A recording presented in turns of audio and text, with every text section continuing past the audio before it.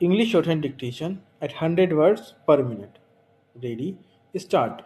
11 days ago, on International Women's Day, we reaffirmed our commitment to the economic empowerment of our sisters and mothers. Today, I am happy to announce that for the poorest women, substantial progress is being made to provide them financial security.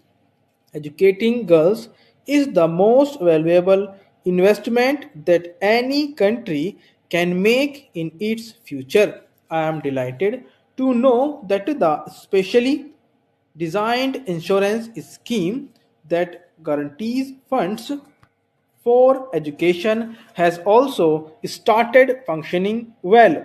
On August 15 last year, I had told my fellow citizens that my government would launch two new insurance schemes for the benefit of the women of the country now. The first would provide funds for girls to complete their education if they lost either of their parents. The second would provide an income to women who lost their husbands or who became disabled. I had said that these schemes would be operational on Diwali.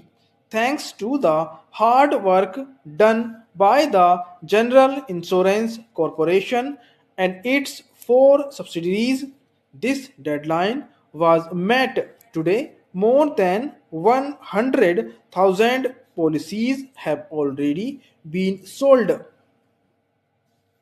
Friends, Bharat Ratna Dr. Amartya Sen, who won last year's Nobel Prize for Economics, has long said that government must invest much more in the social sector and that education for all is the first priority of every developing country. These are my beliefs too. While the provision of education is the responsibility of the states, the center can and must do everything possible to assist them in fulfilling this obligation. The new scheme is one step forward by the center in contributing its might. This scheme recognizes the reality of rural India, where the provision of education to children, especially to girls, is not always the first priority of parents, and even less so if the breadwinner of the family passes away, leaving the family dependent on others. Girls are always the first to be taken out of school and put into other work. The new scheme will hopefully change this as it will provide money to let them continue their education. Thus, while it is the states who have to increase the supply of education, this scheme will increase the demand for education. I would like the states to be prepared to meet this demand by suitably upgrading their educational infrastructure. They should open new schools to provide education to girls in the respective states now. These schemes shall in a long way provide a lot of social security to the families and women in general. Many widows are not treated well in our society. They lost their financial security. They are forced to depend on others who may exploit them in every way. The same also applies to self employed women who, if they are disabled and hence cannot earn anymore, become dependent on others. The new insurance policy for women will provide some financial help and hence independence to our women folk. These two schemes will thus achieve an important social objective, providing a safety net to our mothers, sisters, and daughters.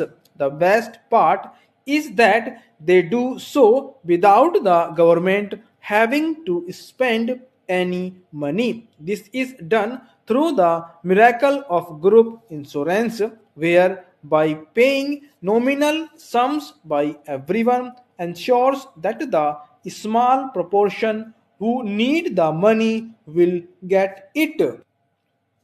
Friends, there is a big debate about insurance sector reforms. We hope to allow new Indian insurance companies to enter the market soon and compete with the existing players. What is forgotten, though, is the contribution of the existing players. They have expanded the insurance market and have provided risk cover to all kinds of businesses and people. What is important, though, is that they are also providing this risk cover to the poor and the powerless.